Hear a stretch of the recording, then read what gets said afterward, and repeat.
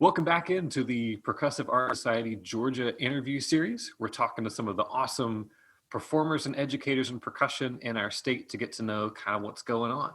If you're not a member of PAS, please take a moment to look at signing up for that. Not only does the national level affect you to get all kind of cool resources, but when you're part of PAS, it means that when we are safe to do so, we can have state events. So Georgia can host a day of percussion sometime next year. Without too much more rambling, I do want to go ahead and introduce our guest today. Pretty cool dude we're going to get to chat with. He's not only the director of percussion and jazz at Kell High School, he's an independent artist. Some of you probably already know him from various social media platforms and all over the world. We got Mr. Drew Tucker. How are you today? Hey, man, I'm good. I'm good. It's nice to be here. Awesome. We're going to dive right. Figurative. Well, yeah, as much as we can be here. But it's becoming more normal. It's less weird every time I do this. Exactly.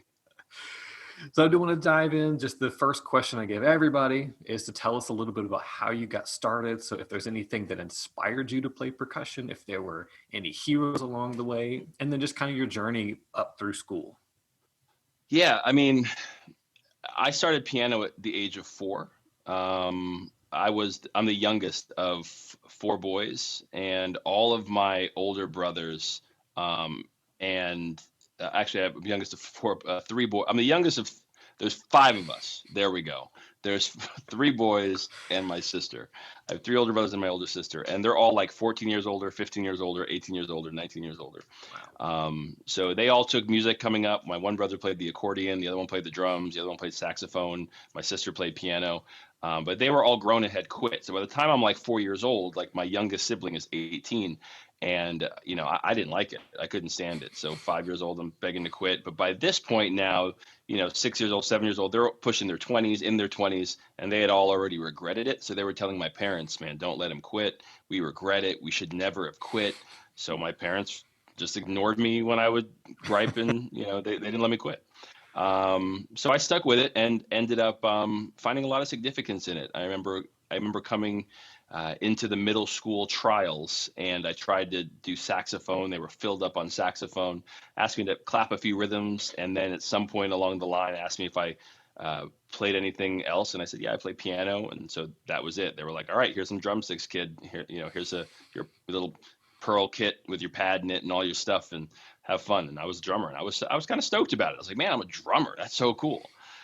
So way different from the classical piano world, which I was used to. So I advanced pretty quick because I'd already had all the piano knowledge, already understood rhythm. So I was in the top band by the second semester, or, I think of my 6th grade year, maybe by 7th grade, and in the jazz band. And then when I got to high school, that's when I really started to kind of fall in love with it. I was in the jazz band, and there was already the cool senior drum set player. And so they put me on like the auxiliary percussion stuff. And I had a vibraphone part. I was like, this is pretty neat, right?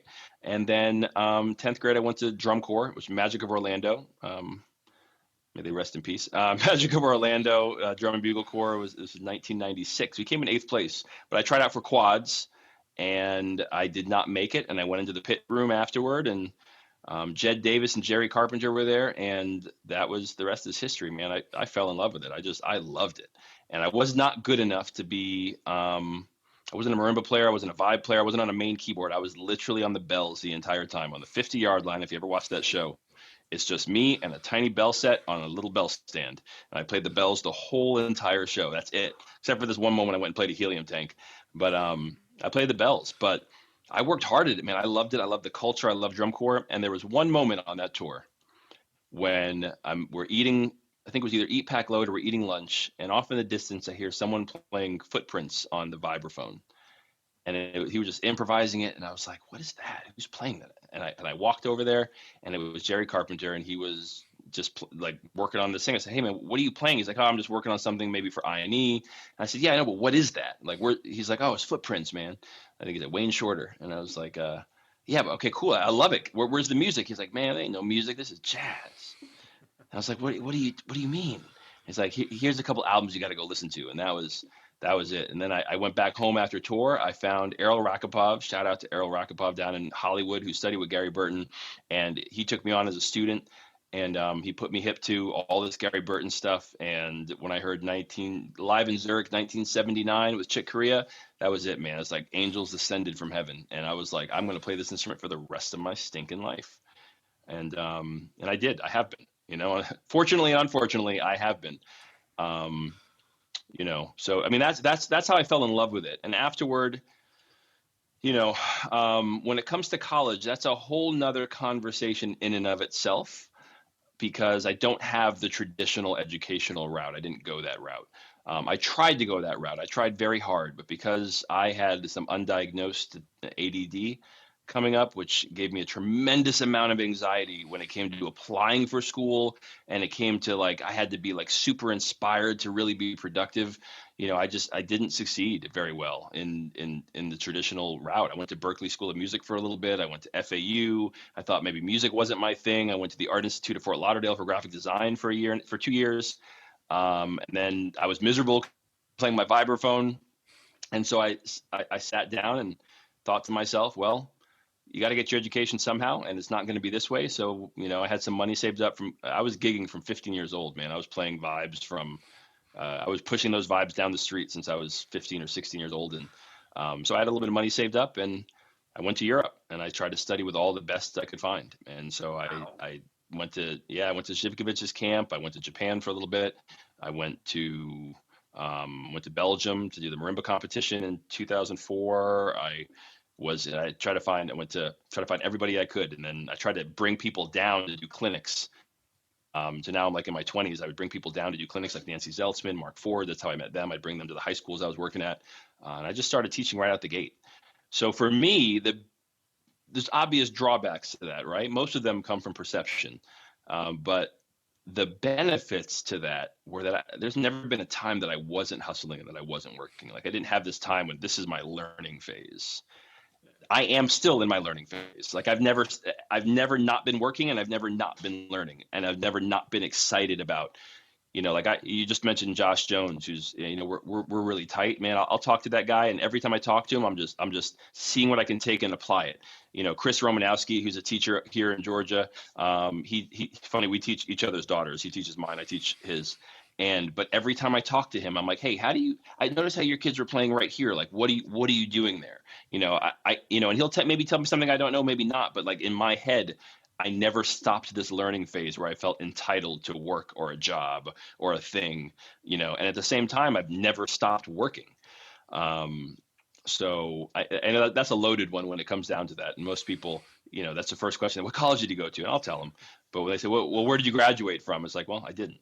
I just got to work. So that's pretty much that story. That's awesome. And I really love, hopefully, part of this series is to share with younger students who don't know what to do yet. And sometimes when you ask musicians what to do, that's like there's maybe two or three right choices. Oh, well, you got to go get your PhD and then do this, or you got to get your music ed degree and be a band director. And it can seem like you have to pick one of those roads. And it's nice to know somebody who's as successful as you are, and you kind of made your own path. You tried a few of the old fashioned ones, they didn't work, and you found one that worked. So I think if there's anything I can take from that, it's probably not just that you choose your own path, but you probably busted your butt to make that path work. It wasn't handed to you. Yeah, and the thing is, I think that there's a lot of kids who are like me when we were in high school at junior senior year, and we'd go into the guidance counselor, and they'd be like, "All right, well, I'm looking at your grades, and you got like some C's and some B's, and maybe this nice community college, and then maybe after that you can go to a state college. Here's a pennant, kid. Oh, what football team do you like? University of Miami? Here, cool. That's a great idea." And instead of really getting to know you as an individual and be like, all right, there's some challenges here where you may not succeed. And I think had somebody told me, okay, what do you want to do? And worked with me from backwards. And then I could have used school. I could have said maybe, hey, I really love music. I really want to be in music. And they could have said, well, why don't you try internships here or try to do this or try to do that? But you know what you're going to need to know is you're going to need to know something about money. So why don't you just take a business course at the local state college or the local community college while you're taking the internship? And then I could have backed my way into college because it wouldn't have been so daunting of a task for me in my young ADD brain. Could have just been like, okay, I'm working and I'm doing what I love to do, but I'm going to go to this class and learn about music so I could do what I love love to do better, and you know what, while I'm here, oh, look, they have that ensemble. I want to join that ensemble. Or, hey, they also have this thing or that, and that it could have been a more holistic, I guess what I could say is college would have been a part of my overall plan. But nowadays, and even back then, the way it's spoken about, like, that is the plan. Like, where are you going to college? Not what do you want to do with your life? And let's figure out what the best choice is for you based on your individual goals. But so where do you want to go to college? And then if somebody doesn't have that answer figured out, they either do one of two things. They make something up, or they deflect to try to make it go away, but never getting to the solution. And then they waste a lot of years. I've heard people, man, a year, 2 years down, I meet up with old students again. I'm like, so how's it going? Well, I'm just working to help my mom. And I'm like, I think your mom's doing fine.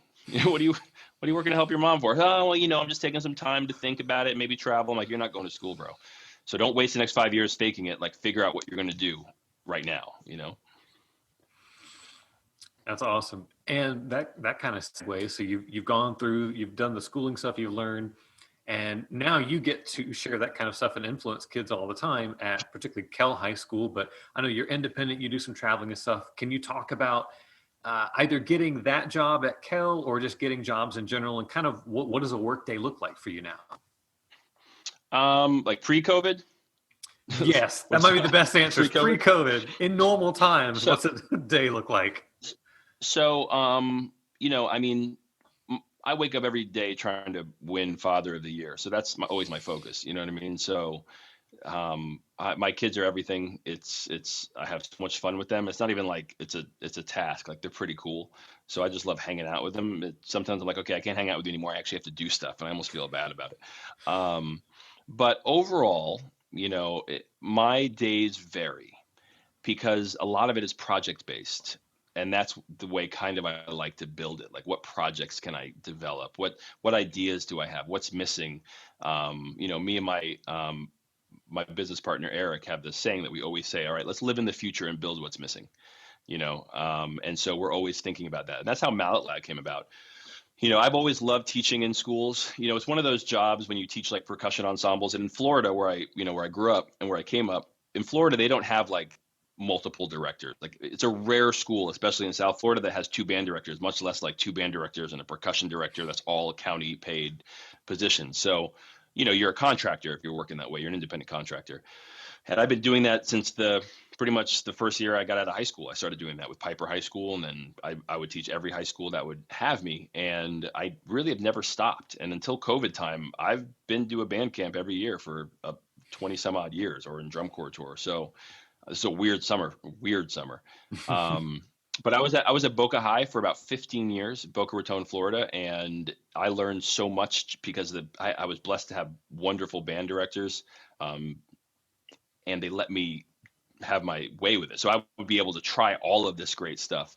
And so, but it got to a point there where it was kind of like, it was what it was. And for me personally, I've always wanted to stay appropriately uncomfortable. So the idea of a new challenge and going somewhere else and going to a space where it was like, all right, I don't know these kids, I don't know the area, like, it's time for the next chapter. Like, it invigorates me. And it's been challenging. It's been challenging because Georgia is a different set of families, of people. It's a different culture here than it is in South Florida, where it's a huge melting pot, where it's right on the beach. A lot of people vacation there. So, older people come there, that type of thing. And it's just it's a different everything, really. It's positively, like, there's so much more investment in music and arts here. Like, the band directors are wonderful. The culture, especially in Cobb County, I mean, it's really off the charts in terms of the kind of support that I feel. The Southern hospitality is real. Parents were like saying hey to me and talking to me all the time. We're in Florida, they're just like, whatever. So it's been really cool. But I will tell you this, just to kind of take a quick step back. When I decided that I love doing this thing, I met a piano player named Nicholas Cole in a youth orchestra thing in Palm Beach County. And he was playing some jazz on the piano. I was like, hey man, I play jazz, and let's get together. And I knew like one or two songs maybe at the time. And we got together, we jammed, we put together a little set list of random jazz tunes for piano and vibes, because I wanted to be, I'm Gary Burton, you be Chick Corea type of thing. And but what I did, we had a bunch of those little strip malls, there was like four of them on the corner, about like a half mile from where I live, not even. And so I would walk down the street and I would go to each and every place and I would say, hey, you guys need live music? I don't care if it was a coffee shop, a gym, an ice cream parlor, a lawyer's place, a doctor's office. I asked everybody. And someone said no. I'm like, all right, cool. And if someone said, oh, well, what are you offering? I said, all right, we'll play here this Friday or next Friday for free. If you like what we do and we bring a crowd, then give us a month contract and pay us $100. And they would say like, okay. And this is what, 95, 96, no Facebook or anything. I would just call up every single person I knew, leverage every single connection I had. And this is going to get into your social media question. And I would just call up everybody and say, hey, come out here. I would guilt them, beg them, do whatever. And they would come out, they would give the tips. We'd make some money. People would be buying ice cream. It would be like an event every time that would happen. And they'd be like, yeah, okay, we'll hire you. By the time 6 months or so in, I was working literally 7 nights a week plus a brunch in Miami, and it never occurred to me that you shouldn't do this. Like, people don't do this, and I would roll my vibraphone. If I couldn't find, my dad couldn't give me a ride, I would roll it down the street. And it wasn't mine. It was vibraphone I borrowed from the school, and I would roll it down the street. And I'd roll it from place to place. There's this bookstore I'd play at once every 3 months, and that was like the hot place to be. I put together a band. All my friends in school, if they wanted to come jam, it'd be like a big jam session. We just have a blast, man. And I've always attached so much fun to playing this instrument. And I don't know, but a lot of times, I feel like juries and tests and academia I'm not saying it does, I'm not saying it will, I'm not saying it always does, but sometimes sucks the fun out of it a little bit. Like, you forget that it's just about playing music with friends and communicating. But I've always and when someone was like, no, you're not playing it the way that you're supposed to. Where's this or this or this? And I was just kind of like, I don't know, man, I'm just having fun. However, I am a technique, like, I'm a technique monster. Like, I study technique fiercely. Like, I want to know how the body moves and how the hand moves. So I'm all about it. It's not like I'm saying I just play how I feel like and I pick up sticks and that's what we should all do and have fun. That's not what I'm saying. But I am saying that in general, like, I play the music I want to play, and I've always just associated playing with like friendship and love and my family and, you know what I mean? And just growth and so many positive things I associate with. And I've been able to travel the planet with this silly thing. So I got nothing but love for it. Yeah. Bo, you were asking me about my day now. Yeah, sorry. Essentially, it's really project based, and that's one thing that's kind of taken a hit in COVID. Is that it was like, okay, I'm music directing for Sarah Reich, and I have all these tunes I have to learn, and I got to make sure that I got all the tunes out to the musicians, and I got this and I got that, and the tour is organized, and I worked my parts out. Okay, now I have my own tour coming up, and I got to make my own set list, and I'm working on this stuff. So my days are usually based on projects. So a lot of my time is either spent selling, which is booking and and I have an agent, but I like to participate in my own rescue. So he does his work with try to get festivals and things like this, and all the rest of the stuff I try to do as much as I can. So I'm either booking, and he doesn't do the college stuff. So lately it's a lot of clinics, residencies, like I did UNT's marimba camp last year, which I'm supposed to do again this year. But yeah, I have Mallet Lab, so there's a lot of planning that goes into that. Those camps and such. And like right now we're about to launch a virtual percussion ensemble with Virtual Arts Inc. And, so a lot of my days are based on projects. I don't usually have like this, well, from 9 a.m. to 11, I do this. Now that we're in school, I'm in school, I teach from 8 to 1 o'clock or so, depending on the schedule. And then when I come home, it's a little family focus, and then I'm back to work. So, and then usually it's about building stuff. Like that's what really gets me is the building of new ideas and, what's next. And that's the kind of stuff that really jazzes me. That's awesome. And I like, so that you ended the first kind of talk with that idea of this is a fun instrument, like you should keep the fun in music. And then during your talk just now about your day, you did mention Mallet Lab, and a big part I know of probably how a lot of people know you is through social media. And I think some of you making vibes fun and keeping percussion music in general fun has led into your online persona. For anybody who doesn't know, It's Not a Xylophone is a brand, and it's this man right here. So can you talk a little bit about getting into social media? Was it just kind of like a thing you did for fun and then it blew up? Was it your goal to make it part of your business? Just kind of some of your social media over the last few years. Sure. Yeah, no, it was never meant to be, other than what I knew of it, which is like, all right, communicate with people, try to just have this sort of, constant, honestly, in the beginning, it was just, all right, let me try this thing out and get on it and check out cool music and hopefully put out some cool music. And just like anybody else, I don't know that anybody knew it was going to be as big as it was going to get. And I don't remember what year it was, maybe 2014, 13, something like that. I remember being at this gig and I was at a bar and the bar was cramped. However, I like to bend the laws of physics when it comes to where I can fit my vibraphone.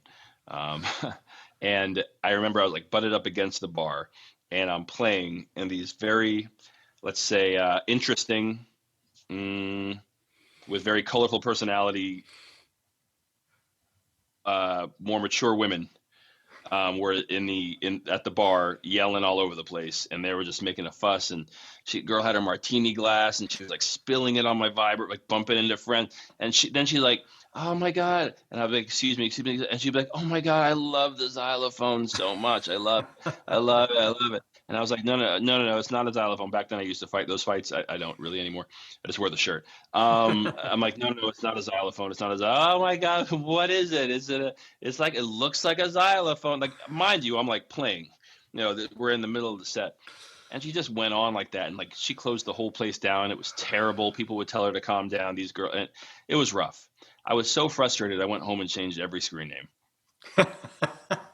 That's I amazing. changed my Instagram name. I changed my Facebook. I changed the YouTube. I changed the website name. I bought the URL. You know what I mean? Like, I just, you know, and then like the t-shirt and stuff came up. Shout out to Lot Riot, because Matt Verberg and me were just talking at some point, and it just felt right. And let's do it. Let's make the thing. And we did it. So, but that's really how that came about. But in terms of, social media as a brand, I don't really think of it that way that much. Except for the fact that I want to make sure that everything, it's kind of an extension of me. I just don't like to do anything unless I'm going to try to do it to whatever capacity that I have. Like, I wasn't in a shirt and tie before having this interview with you. I just put it on because, to me, that's what the best is that I can do for this situation. So I'm going to do that thing. And it has nothing to do with like, well, will this video be seen by 5 people or 1,000 people? It's irrelevant to me. It's relevant. It doesn't get seen to anybody at all. Like, if we were just, you know what I mean? Like, it's because I believe that the content of the packaging is the brand. It's not the packaging and what you wrap it in. Like, if you get a gift, it's really nice if it's wrapped nice, but you're most excited by the fact that, that's what it is. Obviously, you don't want to detract from the content with the packaging. You don't want it bent up. You see a box that's bent up and not well taken care of. You're like, let me get the other box with the same thing in it, right? I mean, I'll go to look at this box. So if 2 people are playing the vibraphone and both people are very good, if one box is really not taken care of and there's no concern given to it, almost a level of contempt given to social media and all of these other things, but they're so great as players, like they're amazing. But someone's going to be like, all right, but this box is this box is a little shinier. Let me see what this box has to offer. Not to say they won't go back to it, but now they have to actually say, all right, let me go ahead and look. Right. Whereas if the box is just a little bit more well kept, you might say, you know what, I want that box off the rack.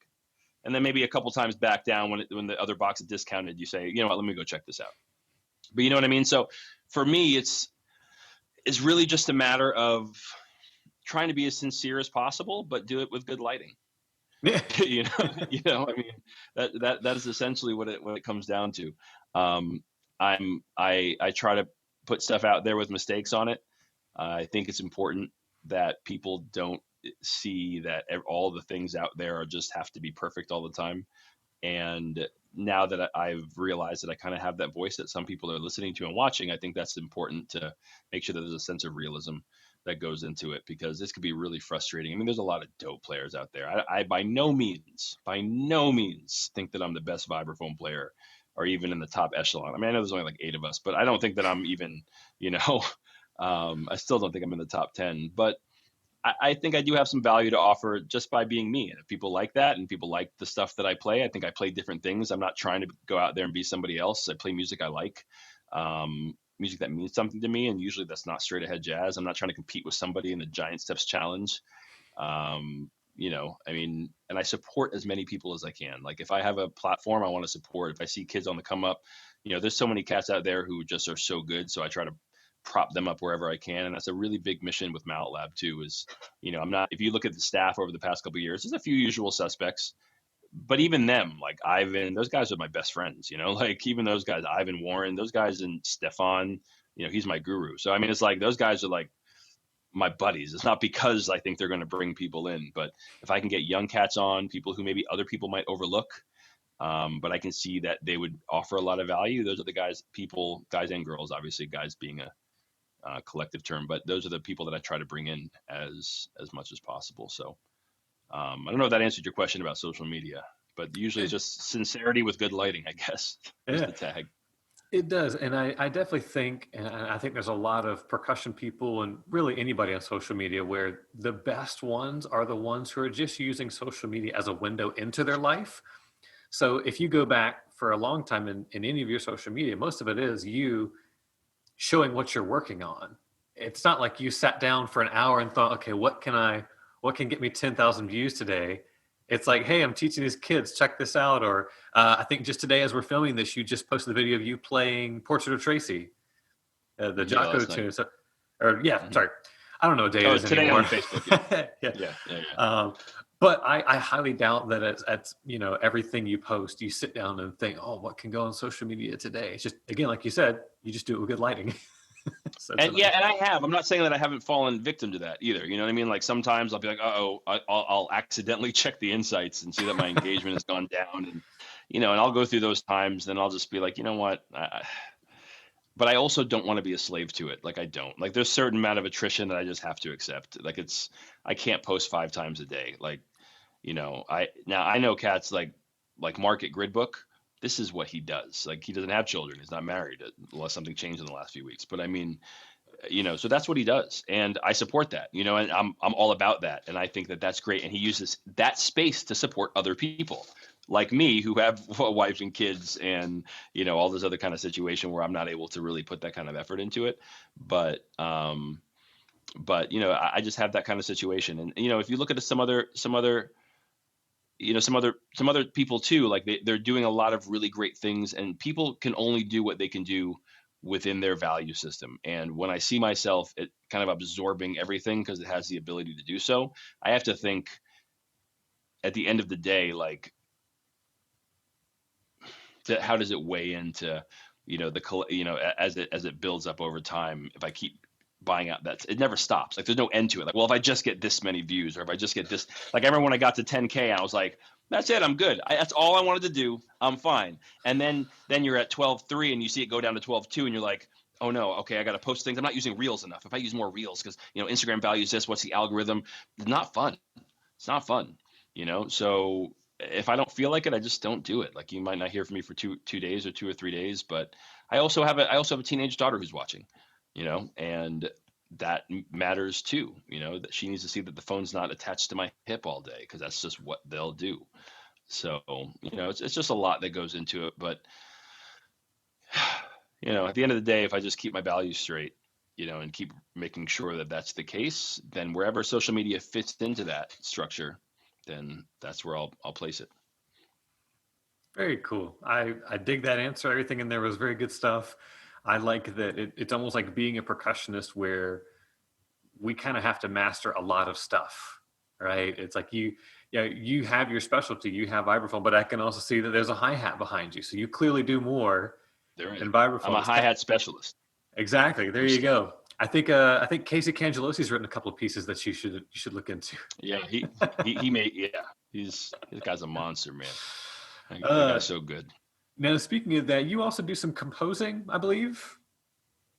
Not much, no. I do a lot of arranging, but I don't do a ton of composing. I Arrange. have a few compositions out there. All I have a few right. compositions out there. With those, and I sometimes like to ask, and whether it's been one composition or if you do a new composition every month, I still, you're still a composer. You've created stuff. do you find that stuff like that or arranging is based more on kind of that bolt of lightning, you feel it, you go do it, or have you find yourself in positions where you just have to go write a piece or arrange a piece? How does that stuff fall into your lap? So, like, if you take, I think as a jazz musician, I'm composing all the time, and I mean, every time I make something up off a base of changes, like, yeah, I'm taking inspiration from the changes and the structure that I'm given, but within that, I'm always composing. And I was talking to a friend of mine, Jonathan Scales, who's a steel pan player, and we were having this conversation. He really was like, man, I don't put all of that emphasis into, is what he was saying. Yeah, he doesn't put all that emphasis and weight that some people put on composition. He he pretty much is thinks the same way he would as an improviser. Like, and I co-sign that feeling, because it's like, all right, as an improviser, I'm improvising in that moment, but it's not like I'm throwing it away. It's not like I'm not trying my hardest in that moment. Like, I'm doing everything I can with all the tools I have to create something that I hope comes out beautiful.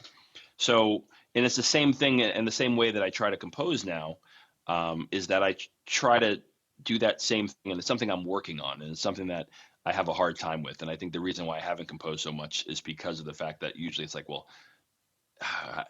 will this be good? Is this the right structure? Is this the right thing?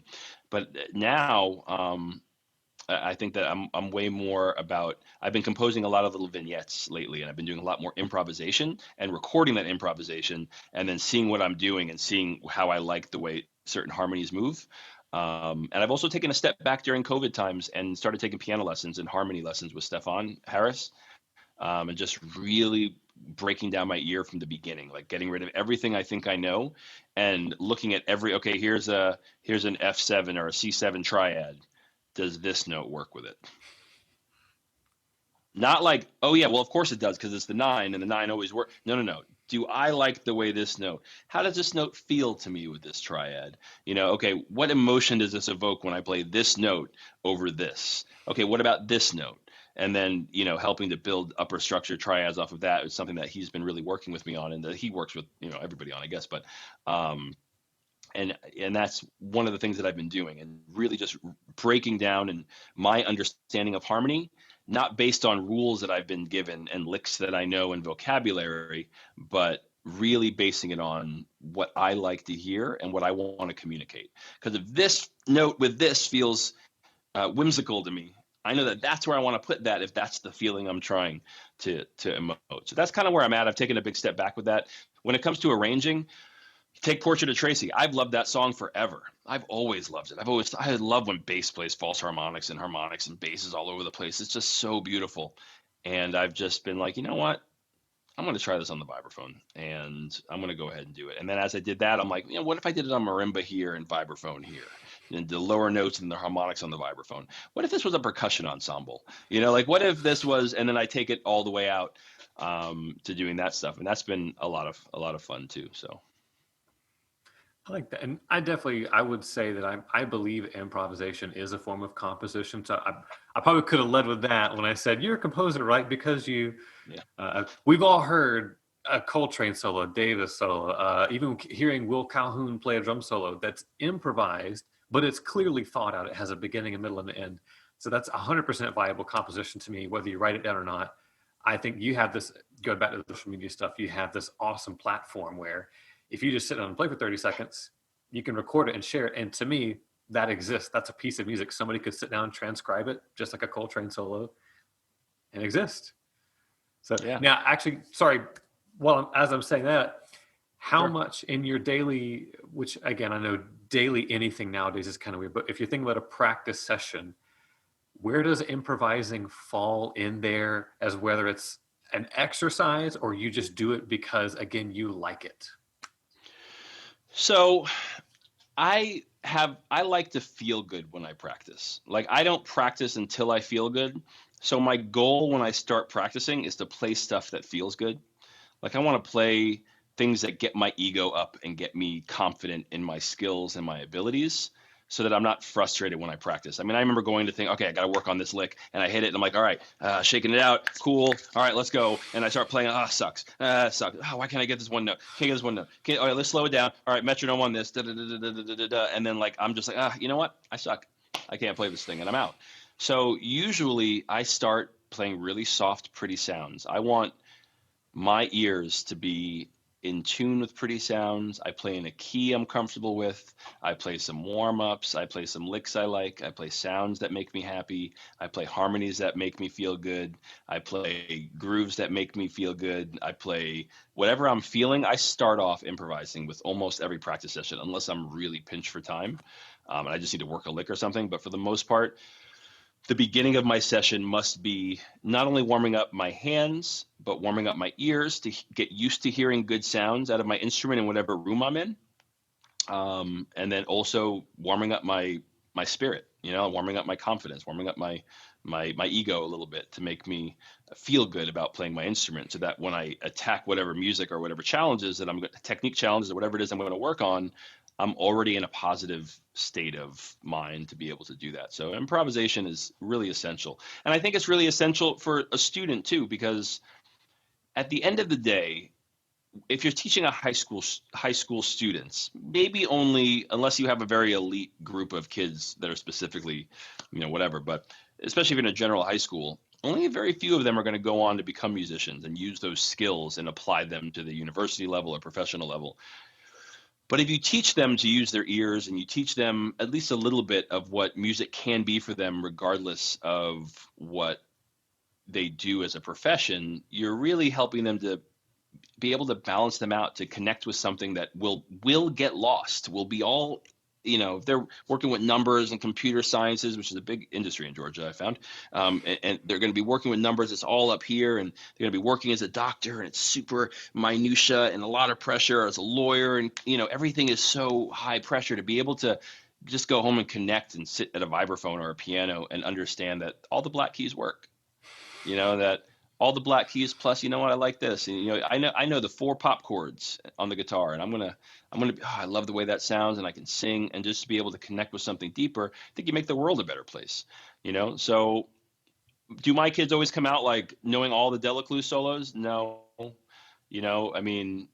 but I hope that they come out being able to take what I gave them and enhance their whole life. So I think improvisation is a key part in doing that, and helping to kind of develop a whole human through music. What a valuable lesson. I think pretty much any teacher and student should rewind about 5 minutes and listen to that again. Anybody out there, any whatever magical creatures that create college curriculum, please go back and listen to that. And it's not like I don't value those other things. Like, and you have to understand, like, you take like Gloria Yeholovetsky.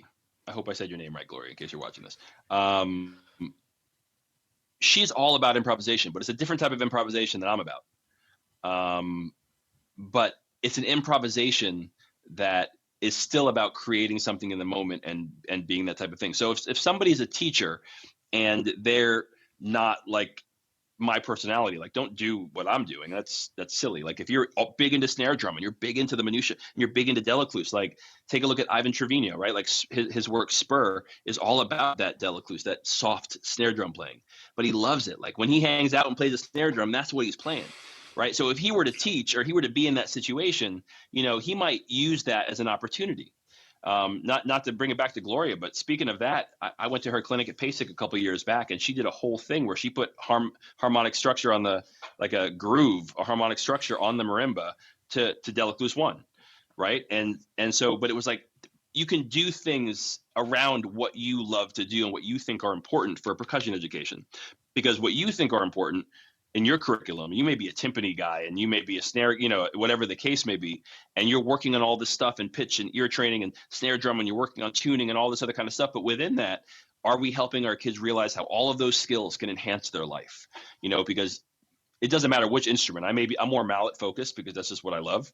So that's kind of where I lean in. So it's not like I'm saying, yeah, you have to do this to the exclusion of other things, like kids still got to learn their scales, right? I mean, all as many skills and techniques as you can have, the more adept you're going to be at being able to be able to communicate that emotion, to be able to dive deep, and to be able to improvise. So I'm not saying to the exclusion of that. People love to pick on me about that kind of stuff whenever I say things like that, but I'm just saying to take all of that, and at some point, maybe you don't need to get to, all 12 scales in every mode. Maybe you could skip a few and leave a few out and maybe spend a little time on improvising. You know what I mean? That's kind of what I'm trying to say. Absolutely. And I think one thing that kind of I remembered a little bit as you're talking, and it's definitely not to the exclusion of any other kind of practice, but I believe it was Eric Whitaker was on Star Talk, which is the podcast with Neil deGrasse Tyson, if you're familiar with that.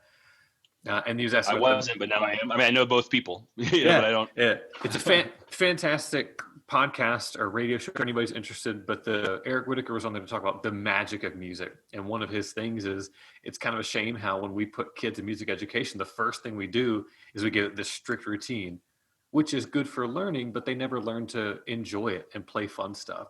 So I love the idea of what you're saying of before you play or before you dig into practice, you kind of reacquaint yourself with your old friend. You catch up, you kind of have some fun, and Yeah. then you jump into practice. So even if it is snare drum, sitting there, if you love quiet buzz rolls, do that for a minute rather than jumping straight in with stick control or master studies or eight on a hand or whatever it may be. Just the idea of it's an instrument, make music, then practice. Yeah. That's I think a super valuable thing that gets left out a little bit sometimes. And it really came into focus with my youngest, because she loves it so much. Like, she just loves playing. And so my whole goal with her was to be just to establish a positive relationship with the instruments. Like, this is a place where I can go to communicate. This is a place where I can go and play. If I'm upset, I can play, and I try to always never to say, like, no, don't play. Even if I'm working or on the phone and she starts to hit the drum set, I never say no. I'm just saying, hey, maybe that's not the right time. Or, hey, are you making the prettiest sound you can make right now? Like, could you make some, I know you might want to make some harsh sounds, but maybe can you make some prettier sounds, because this is the situation. It would be better now. Let's make some of the more harsh sounds later, the more aggressive sounds later when I'm not down here, or whatever the case may be. So that's always been the goal. But here's the thing, like, I see other friends' kids, in class doing their thing, and I'm like, oh man, they're just playing three tunes and they're the same age as my kid, or they're a year younger. Am I doing this right? Maybe I should. And my ego kicks in, like the negative ego kicks in, and I'm like, all right, maybe I need to put this kid in lesson and teach her all her scales, like, right now. But at the end of the day, like, she has all her life to learn her scales, like literally all her life. She's only got a very finite amount of time to develop this relationship and this bond with playing music. And I ended up putting her in piano. She's in piano lessons now, but only because she begged for it. She begged. And because of Zoom and because of the pandemic, I know you're going to get into that action, but because of the pandemic, the same piano teacher who was my first piano teacher at 4 is her piano teacher, and which is really pretty cool. Yeah. And and so and she loves it, looks forward to it every day. Like, I got to come practice my piano. And that's what I was waiting for, because she would say, Dad, can you teach me I don't really know how to play the vibraphone. Can you teach me how to play the vibes? And then I remember the first time I tried, and she said, no, I'm just going to do it this way. I'm like, oh, well, then that's it. No more lesson for you. And then she'd ask me again. I'm like, no, but we can jam if you want, but I'm not teaching you anything, but we can play. And I still ask questions like, does that sound good to you? No, why not? It just sounds weird. I think I should have played this one. Cool. Let's play that one then. Try that. So I want her to be curious all the time, and so if she can maintain that curiosity, and I could feed the curiosity, and that's what I want these kids to feel, like, it's just this curiosity about, wow, snare drum. Wonder if I do this with it, Hey, why did you do that? And I think that's, oh man, I'm about to get on a rant. I apologize. Rant I away. apologize. No, but I think that's one of the biggest problems in percussion education. And I wrote an article about this a little while back, which got viral because of my title, I think. But it was, in sixth grade, which is, like, I assume, I'm new to Georgia, but I know in Florida, you don't really come into a actual scholastic education, music education, until you're in sixth grade, middle school. And when we get there and we're drumming, you're put in this big class with all these horn players and one director or two directors. And the horn players or the wind players are working on all of these human aspects of playing, breathing, posture, listening, listen to your trios, listen to the person next to you, blend, tuning, awareness, eyes, ears, breathing, all of these things, tune, playing a note, sustaining the note. How does it sound all the way to the end? I did not care if it was a quarter note with 3 rests or a whole note until I was in like 10th grade, 11th grade. You know what I mean? Like, I did not care what that meant to my lift. I didn't care what it meant to how I attacked the bar. I didn't care at all, because they're like, percussionists, shut up. We got to teach musicians over here. You know what I mean? Because we get this immediate response. We play it B flat, right? And so all this other stuff that wind players, just like, as part of their education, we don't really get until we're in college, when Professor Ford says, hey, why don't you breathe before that entrance? Or Professor so-and-so says, hey, why don't you think more circular in that phrase? Like, what? Like, no one talked to me that way in high school. And and I think the number one power that gets ripped away from us is our choices, and it's our greatest superpower as percussionists. How are we going to tune the head? What kind of head are we going to use? What kind of material on the snare drum? What's on the bottom head? What kind of ropes underneath the snare drum? What mallets are you going to use? What material are the mallets made of? What material are the heads made of? What cymbals are you going to use? What kind of puffies are you going to use? How large? How thin? How lathed? What company? It may not matter. It doesn't make a difference. And when I said that, most people came back at like, well, money. We don't have the money to go buy 12 different types of cymbals. But that was never the point. The point is, if your options are a lollipop stick, a twig, and a pen, which implement sounds better for this part of the music when we're playing Sleigh Ride? You know what I mean? Which one? Just think about it. And then when you get older, now you have the resources. You're like, all right, well, which stick am I going to choose and what head? Because these choices matter. And because we get into high school, and the first time we get to see these beautiful keyboard instruments, because many middle schools, at least in Florida, here it's a little bit different, but many middle schools in Florida, you have a xylophone and a bell set. So you see these beautiful marimbas, and the first time you see it, it's like, all right, let's push it outside in the heat, and let's go ahead and, all right, this is 7 inches, 12 inches, 15 inches, and you're going to play exactly how I tell you to play, and everyone's going to play perfect. I don't care if that technique isn't the only way to play. It's the only way you play when you're in my ensemble, And then you have techs who don't teach there all year, so their only job is to win. So they're not caring if they're giving you holistic information that's going to help you as a percussionist. They just need you to be clean as a mallet ensemble right now, right? So that's your first introduction in high school to playing high school music. And so now when you get out of it, you're just like, no, I'm twirling sticks. And then someone tells you to appreciate the delicacy of this cymbal roll. And then you're like, what? I want 16th notes and an audience. Like, I need to play, so all that to say that we inadvertently train, and I've done it many a year over. So there's blood on my hands when it comes to this one. But we inadvertently train these kids that they're percussionists, that their reward comes from quantity of notes and technical requirement, whatever the technical requirement is, as opposed to how beautiful something sounds. Like, they don't appreciate, I was at an art school, a very relatively prestigious art school. And I walked into the top band, and I was sitting and listening to my percussionists. Because I taught there like about a year, and I was listening to them in the band, and I said, hey, why did you choose that cymbal for that part? Kid looked at me like I had 3 heads. I'm like, what do you mean? Like, this cymbal? It was on the stand. Yep. It's like, okay, right, but it's you have 4 measures of a roll at 80 beats per minute with a slow crescendo, and that's a 15-inch fast crash. Like, you know what I mean? Like, they're not appreciating their space within the tapestry. They're not taught that, like, that cymbal roll is so imperative. The color of the cymbal, the tone of the cymbal is going to help push. Like, right there, you have a 2-count cymbal roll at 180. Who are you playing it with? The band. No, you're playing it with the upper woodwinds. Does that match? Okay, you see what I'm saying? Like there's this no appreciation. I don't want to say no appreciation, but there's a very minimal within, except for your exceptional students who really dig into this, right?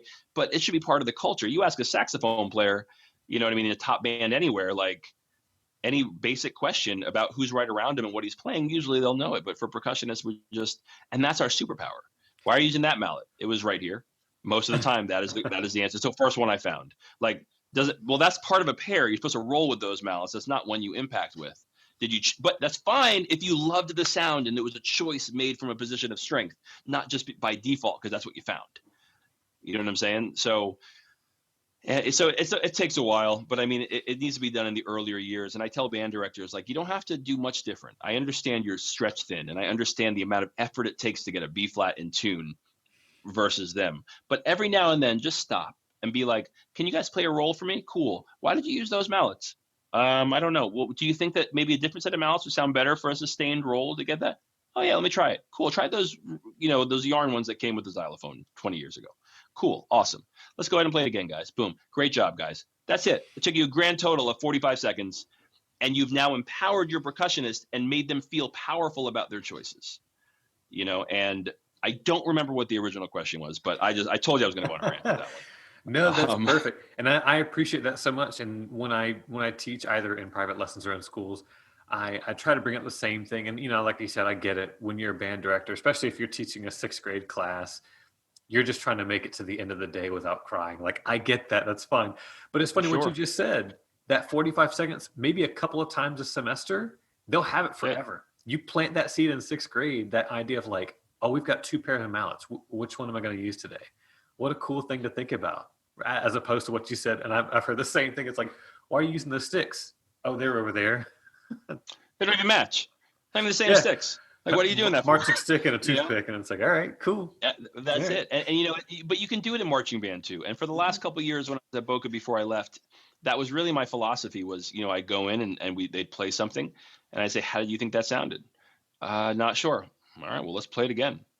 And we'd go over stuff. I was like, was that it? Well, I feel like I heard, so, my sound was really too, all right, well, let's play it again. What do you think about that? How do you feel like we're together? Let's play it again. So I'm mostly trying to ask questions until there's a point where I have to, okay, cool. Thank you. Here's what we need to do. Here's the tools you need to do that.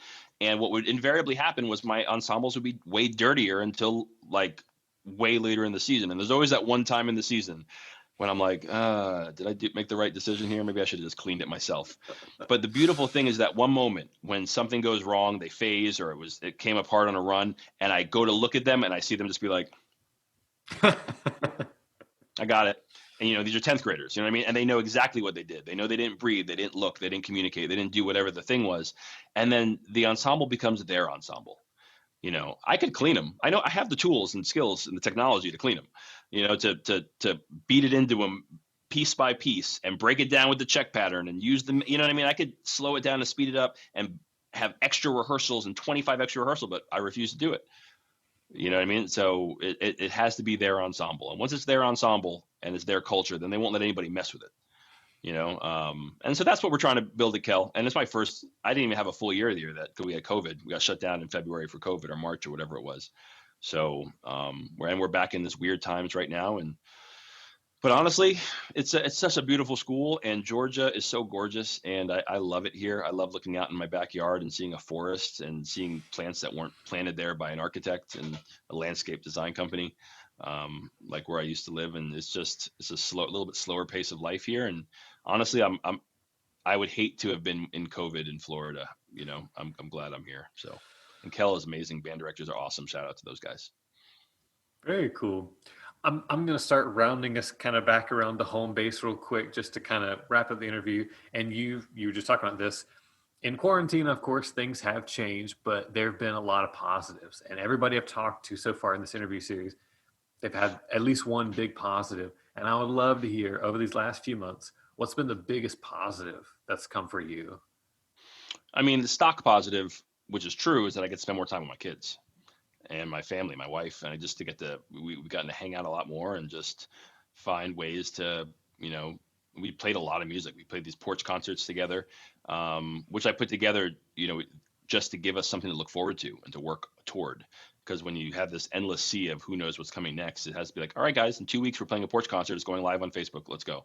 So we had to practice. So every day we practice and we work on this thing. And we'd have this concert. I bring everything outside on my porch and we set up the cameras up and we go live and we perform it. And it was like really exciting because it just gave us stuff to look forward to, because that's essential, for anybody's happiness, is have something to look forward to. But one of the things for me was a recalibration of what was important to me, even musically and career-wise.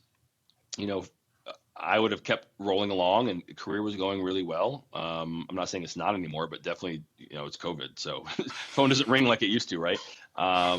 but it was going well in a space where I wouldn't think that something like this would happen. So now it's made me have to be more inventive and creative to say, all right, so how can I get ahead and make, especially at my age now, like make sure that I'm building something that can withstand fire like this, that can withstand something like this. So I've had to look at it even all the way down to my practicing. I didn't realize how much I got in such a habit of practicing for the project, like we talked about earlier, that when COVID hit and I didn't have many projects, I didn't practice. So it was just like, and I was wondering, like, I'm just not motivated. I get behind the instrument and I'd be like, what am I even, I guess I could work on some scales. Okay, cool. But I didn't realize how much of that sense of significance came from having the show to work on and work toward. So it's made me also have to reevaluate my relationship with the instrument, with music. And I picked up some cool new skills during this too. So I get a lot of work as a videographer now. So it's pretty cool also. I've been doing a lot of video editing, which is fun. And yeah, so I mean, I built, there's been rough moments, but I love being home. I love being with my family, and I love working on new skills. And I love, life is not fortunately. Both my brothers caught COVID, and thank goodness they're healthy. They're Wow. back to, yeah, they're back now. They're doing all right. So it's not like it's all roses, but so far so good. We'll see how tomorrow goes. As a perfect answer, and I think a perfect period at the end of the sentence there. So I will go and wrap things up. If there's anything else you want to say, 100% go ahead. Floor is yours. Any late night thoughts as we are here about 10 o'clock tonight as we're chatting here? Yeah, no. I think it's just like playing a multi-percussion piece. You can play all the pieces at the same time, but there's always that one that's most important at every single particular moment.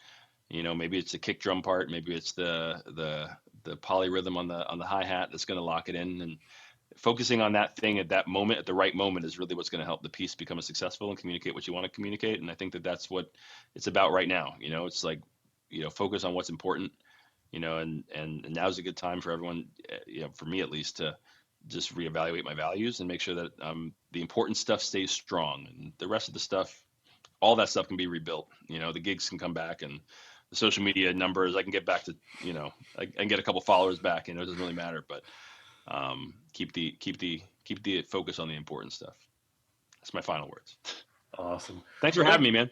yeah, thank you. Thank you for taking time out to chat with us. For anybody who's watching this, please keep an eye here, whether you're watching this on the PAS Georgia Facebook group or if you're on YouTube. We're always trying to grow the family here. So anybody you don't have to be a part of the Percussive Art Society to enjoy this or to be a part of this family. So just share it with anyone you know. And if you are interested in learning more, go ahead and check out pas.org. We'll have links down below. We're going to have links to all of your sites and everything. So if anybody wants to find out more about you, we'll have all that info down below. So we'll go ahead and we'll wrap up for now. Thank you again for everybody who is watching. Stay safe, keep practicing, and we'll see you in the next video. Awesome.